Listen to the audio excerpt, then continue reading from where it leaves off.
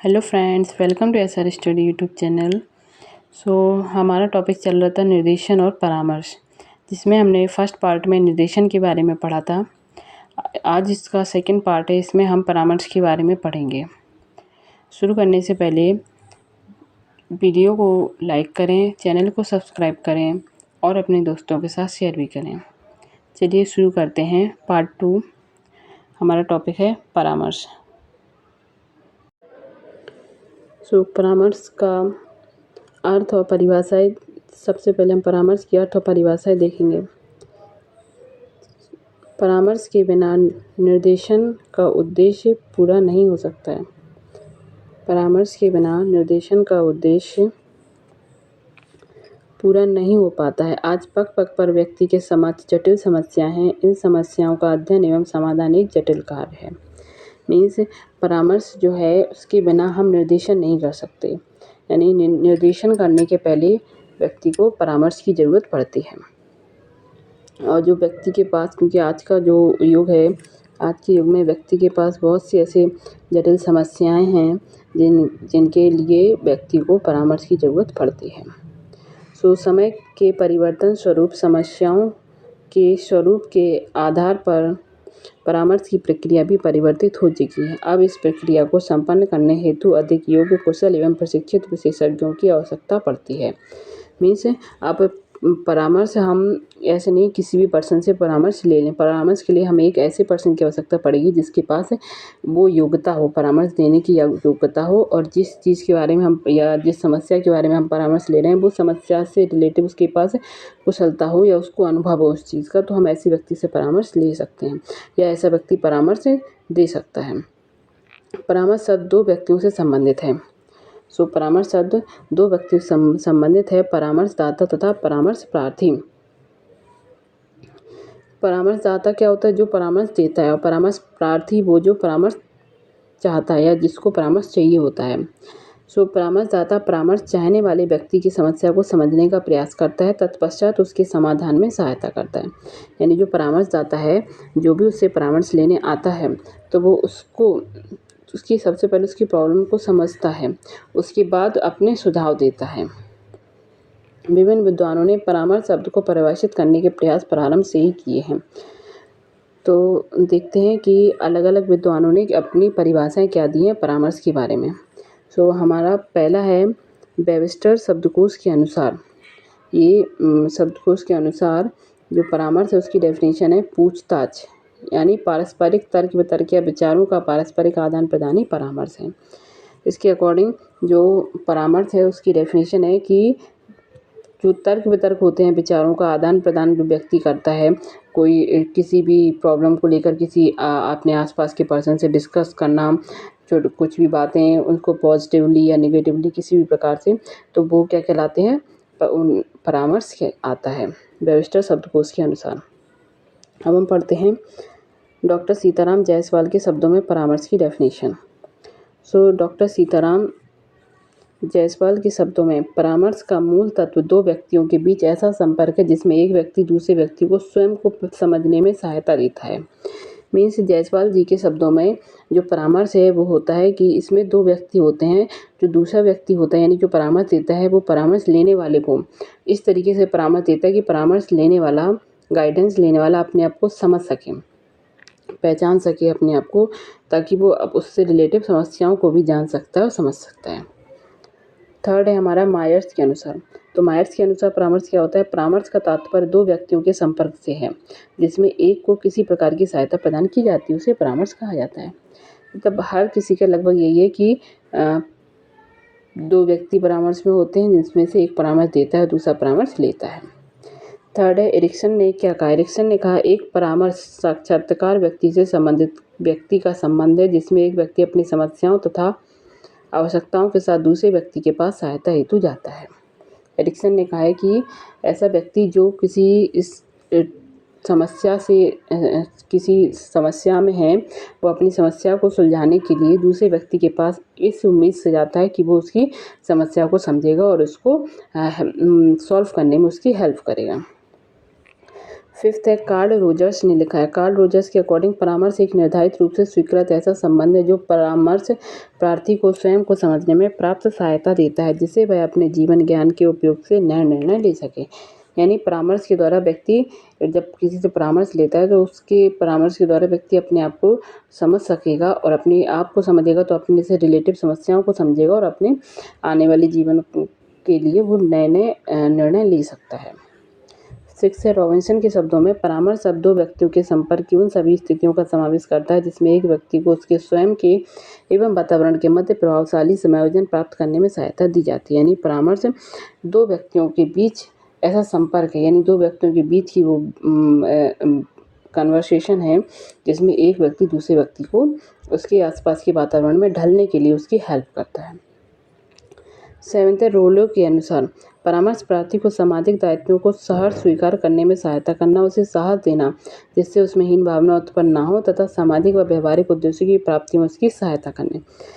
वही चीज़ है कि परामर्श क्या होता है कि एक व्यक्ति दूसरे व्यक्ति को हेल्प करता है, सहायता करता है ताकि वो अपने आसपास अपने समाज में रह सके और उसके समाज के कार्यों के अकॉर्डिंग, समाज के रूल्स के अकॉर्डिंग समाज में रह सके और उसमें समाज में रह करके अपने आप को उसमें ढाल सके।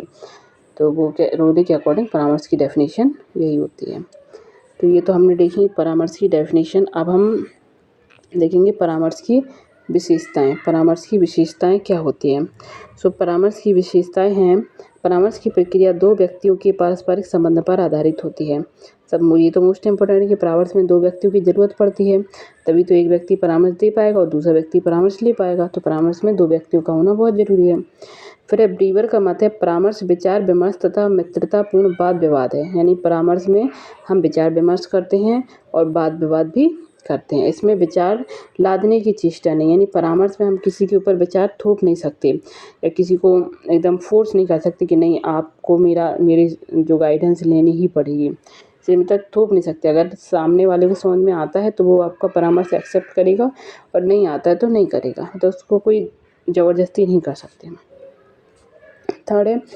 थर्ड विशेषता क्या है परामर्श की? परामर्श द्वारा प्रार्थी को अपनी सेवाओं को प्राप्त करने की दिशा में प्रोत्साहित किया जाता है जिसके फलस्वरूप से सफलता एवं संतोष की प्राप्ति होती है। परामर्श द्वारा क्या होता है, जो व्यक्ति होता है उसको उसकी सेवाओं से प्राप्त करने की दिशा मतलब उसको प्रोत्साहित किया जाता है। प्रोत्साहित मीन्स मतलब उसे ऐसे रास्ता दिखाया जाता है जिससे वो ऐसे कार्य कर सके ताकि वो अपने आप में संतुष्ट फील कर सके, अपने आप में ऐसा फील कर सके हाँ उसने सही और अच्छा कार्य किया, इस तरीके का। फिर ये तो डेफिनेशन ही है। डॉक्टर सीताराम जायसवाल के शब्दों में परामर्श मुख्यतः व्यक्ति के मानसिक स्वास्थ्य एवं भावनात्मक समस्याओं को हल करने में व्यक्ति को सहायता देता है। यानी परामर्श जो है व्यक्ति का मानसिक स्वास्थ्य और भावनात्मक समस्याएं इन दोनों को हल करने में व्यक्ति की मदद करता है और व्यक्ति के परिवेश से ही संबंध होता है क्या? परामर्श। परामर्श में प्रार्थी की समस्याओं का समाधान नहीं किया जाता है, अब तो इस प्रक्रिया से उसे स्वयं इस योग्य बना दिया जाता है कि वह अपनी समस्याओं का समाधान स्वयं कर सके। यानी परामर्श में क्या होता है कि हम परामर्श में किसी व्यक्ति की प्रॉब्लम को डायरेक्ट सॉल्व नहीं करके नहीं देते हैं। परामर्श में ये होता है कि व्यक्ति को उतना योग्य बना देते हैं, उसे व्यक्ति को इतना काबिल बना देते हैं ताकि वो अपनी खुद की समस्याओं को समझ सके और खुद ही उन समस्याओं को हल करने के काबिल हो सके। तो परामर्श का मेन कार्य यही होता है। फिर श्रीमती आर के शर्मा के अनुसार परामर्श केवल सलाह मात्र नहीं है, यानी परामर्श एक सलाह नहीं है। इसमें परामर्शदाता परामर्श करते समय व्यक्ति के लिए किसी प्रकार का निर्णय नहीं करता वरन व्यक्ति को निर्णय लेने के लिए प्रेरित करता है। यानी व्यक्ति को ऐसी प्रेरणा देता है कि हाँ वो निर्णय ले सकेगा, जो उसने बताया सुझाया है वो चीज़ उसको एक्सेप्ट कर सके, बस उसे फोर्स नहीं करता।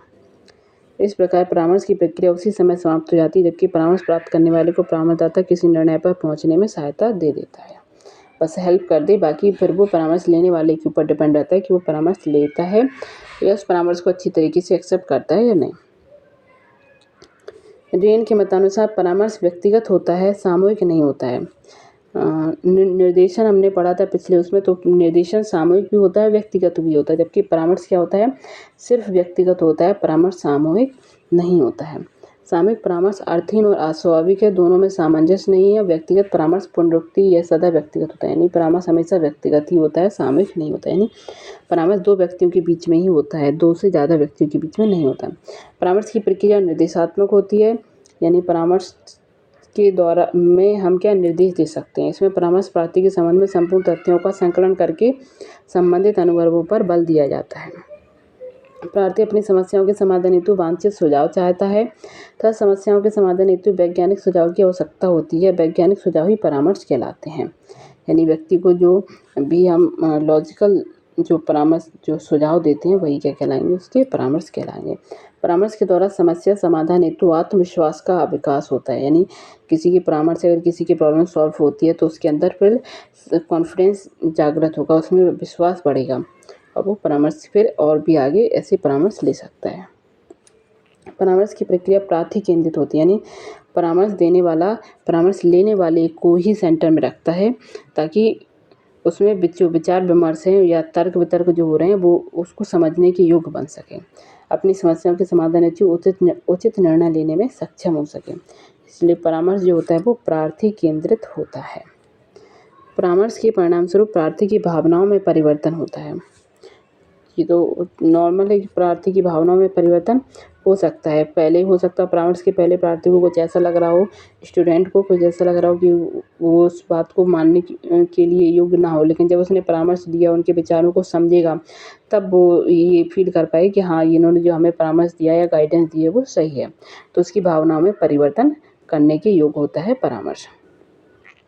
उपरोक्त विवरण के आधार पर यह स्पष्ट रूप से कहा जा सकता है कि परामर्श एक ऐसी प्रक्रिया है जिसमें साक्षात्कार के माध्यम से दो व्यक्तियों के बीच सौहार्दपूर्ण संबंध स्थापित हो जाता है तथा इस विचार विमर्श का उद्देश्य प्रार्थी को इस योग्य बनाना है कि वह अपनी समस्याओं के समाधान हेतु स्वयं सक्षम हो सके। यानी परामर्श का मेन कार्य यही है कि प्रार्थी अपनी समस्याओं को सुलझाने के लिए स्वयं सक्षम हो सके, इतना काबिल हो सके कि वो अपनी समस्याओं को सुलझा सके। गीता प्रकरण में अर्जुन कुरुक्षेत्र में युद्ध हेतु गया था, परंतु सगे संबंधियों के मोह जाल के कारण वह युद्ध करने हेतु तैयार नहीं हो रहा था। कृष्ण ने अर्जुन को परामर्श दिया। कृष्ण ने क्या किया, अर्जुन को परामर्श दिया कि क्षत्रिय धर्म का पालन करो। क्षत्रिय का धर्म युद्ध करना है, युद्ध क्षेत्र से पलायन करना नहीं है, वरन इतिहास तुम्हें कायरों की श्रेणी में रख लेगा। यह वार्तालाप, ये जो कृष्ण और अर्जुन के बीच में जो वार्तालाप हुआ है, ये डिस्कशन हुआ है, यही क्या है, परामर्श है। परामर्श अत्यंत स्वार्थपूर्ण तर्क वितर्क के द्वारा संपन्न हुआ। यह परामर्श की प्रक्रिया का एक विशिष्ट उदाहरण है। ये परामर्श का एग्जाम्पल है। कृष्ण और अर्जुन के बीच जो भी बातें हुई, ये परामर्श का क्या है, एक एग्जाम्पल है कि कैसे कृष्ण ने अर्जुन को परामर्श दिया और उन्हें समझाया कि तुम्हारा मेन कार्य है कि अपने क्षत्रिय धर्म का पालन करो, बाकी तुम अपनों से युद्ध कर रहे हो या परायों से, ये बाद में आता है। पहले जो तुम्हारा मेन है कि तुम क्षत्रिय धर्म हो तो तुम अपना क्षत्रिय धर्म निभाओ। तो अर्जुन ने उनके परामर्श को लिया, मतलब कृष्ण जी ने तो थोपा तो नहीं था उनके ऊपर, पर उन्होंने एक सुझाव दिया था, गाइडेंस दिया था कि हाँ आप ऐसा करो, तो उन्होंने ऐसा किया। यह परामर्श की प्रक्रिया का एक विशिष्ट उदाहरण है। इस प्रकार मानवीय संबंध एवं सहायता और सहायता ही प्रत्यक्ष रूप से आमने सामने प्रदान करना परामर्श के महत्वपूर्ण तत्व हैं। तो परामर्श का महत्वपूर्ण तत्व ये क्या है, सहायता। निर्देशन एवं परामर्श में अब अंतर देख लेते हैं कि निर्देशन और परामर्श में क्या अंतर है। तो पहले वाले पार्ट में हमने निर्देशन पढ़ा था, आज हमने परामर्श समझ लिया है। अब हम निर्देशन और परामर्श में अंतर भी देख लेते हैं। तो निर्देशन के क्षेत्र में या उसके आसपास कुछ ऐसे शब्द प्रयुक्त किए जाते हैं जो उसके समानार्थी प्रतीत होते हैं। निर्देशन और परामर्श भी समान अर्थ वाले प्रत्यय दिखाई पड़ते हैं, परंतु निर्देशन तथा परामर्श में भी अंतर है। यानी निर्देशन और परामर्श लगभग हमें सेम ही दिखेंगे, सेम ही लगेंगे, ये पर्यायवाची की तरह लगेंगे, लेकिन इनमें जब हम इनको डीप पढ़ेंगे तब हमें इनमें अंतर समझ में आएगा। सो नॉर्मल निर्देशन और परामर्श को हम एक ही समझते हैं, मतलब एक ही मानते हैं कि निर्देशन और परामर्श में ज़्यादा अंतर नहीं है, लेकिन कुछ विशेष अंतर होता है, उनको हम पढ़ लेते हैं। हॉल एवं लॉरी महोदय ने निर्देशन एवं परामर्श को समानार्थी माना है। किसने, हॉल और लॉरी ने, परंतु अधिकांश विद्वानों ने दोनों में अंतर भी बताए हैं। तो अब हम इनके अंतर पढ़ेंगे कि अंतर क्या है निर्देशन और परामर्श में। हम्फ्रीज व टेक्सलर ने इस बिंदु पर विचार व्यक्त करते हुए कहा है कि निर्देशन एवं परामर्श दोनों पर्यायवाची शब्द नहीं हैं। यानी ये दोनों पर्यायवाची शब्द दिखते हैं लेकिन ये पर्यायवाची शब्द नहीं हैं। परामर्श की प्रक्रिया में साक्षात्कार का एवं मूल्यांकन का प्रयोग साधक के रूप में किया जाता है। यानी परामर्श की प्रक्रिया को हम साधन के रूप में ले सकते हैं। तो निर्देशन और परामर्श में क्या अंतर है? निर्देशन के द्वारा व्यक्ति में इस प्रकार की योग्यता का विकास करना है कि प्रार्थी अपने निर्णय स्वयं ही ले सके। ये किसमें बताते हैं? निर्देशन में। जबकि परामर्श एक सामूहिक प्रयास है जिसमें परामर्शदाता तब प्रार्थी सम्मिलित रूप से किसी समस्या का हल ढूंढते, किंतु मूल रूप से यह प्रार्थी केंद्रित होता है। यानी जो परामर्श होता है वो मूल रूप से प्रार्थी केंद्रित ही होता है। निर्देशन एक व्यापक प्रक्रिया है और परामर्श इसका महत्वपूर्ण अंग है। यानी निर्देशन एक प्रोसेस है और जबकि परामर्श क्या है? इस प्रोसेस का एक पार्ट है। निर्देशन एक पूरा एक प्रक्रिया है और परामर्श इस प्रक्रिया का एक पार्ट है, एक महत्वपूर्ण अंग है। निर्देशन किसी भी व्यक्ति के द्वारा प्रदान किया जा सकता है तथा यह आवश्यक भी नहीं है कि निर्देशन प्रदान करने वाला व्यक्ति पूर्व प्रशिक्षित भी हो, परंतु परामर्शदाता के लिए पूर्व प्रशिक्षित होना आवश्यक है। यानी जो निर्देशन देने वाला व्यक्ति है वो जरूरी नहीं है कि उसको अनुभव हो उस चीज़ का निर्देशन देने का, लेकिन जो परामर्श देता है उसके लिए ये ज़रूरी होना चाहिए कि उसके अंदर बहुत सारा अनुभव होना चाहिए, तभी वो परामर्श दे पाए। परामर्श के बिना निर्देशन का उद्देश्य पूर्ण नहीं हो सकता है। यानी अगर आपने निर्देश दे दिया और परामर्श नहीं दिया तो आपका जो निर्देशन है वो अधूरा माना जाएगा। यानी निर्देशन के साथ साथ परामर्श देना भी आवश्यक है, इसलिए परामर्श के बिना निर्देशन अपूर्ण है। परामर्श एक समय में केवल एक ही व्यक्ति के लिए उपलब्ध होता है, जबकि निर्देशन व्यक्ति या समूह दोनों के लिए होता है। परामर्श तो एक ही व्यक्ति के लिए दिया जाता है, लेकिन निर्देशन एक या एक से ज़्यादा व्यक्तियों को भी दिया जा सकता है। दोनों में एक प्रमुख अंतर यह भी है कि निर्देशन किसी व्यक्ति के द्वारा ही प्रदान किया जाए, यह आवश्यक नहीं। निर्देशन पुस्तकों, पत्र पत्रिकाओं द्वारा भी सुझाया जा सकता है, परंतु परामर्श के अंतर्गत विचार विमर्श या तर्क वितर्क को ही महत्व दिया गया। यानी निर्देशन तो हम पुस्तकों से या पत्र पत्रिकाओं से या रेडियो टेलीविज़न या किसी के भाषण इससे भी ले सकते हैं, लेकिन जो परामर्श है, परामर्श के लिए हमें परामर्शदाता की ज़रूरत पड़ेगी जिसके साथ हम विचार विमर्श कर सकें या तर्क वितर्क कर सकें, डिबेट कर सकें या अपनी बातों को आदान प्रदान कर सकें, वहाँ परामर्श होगा।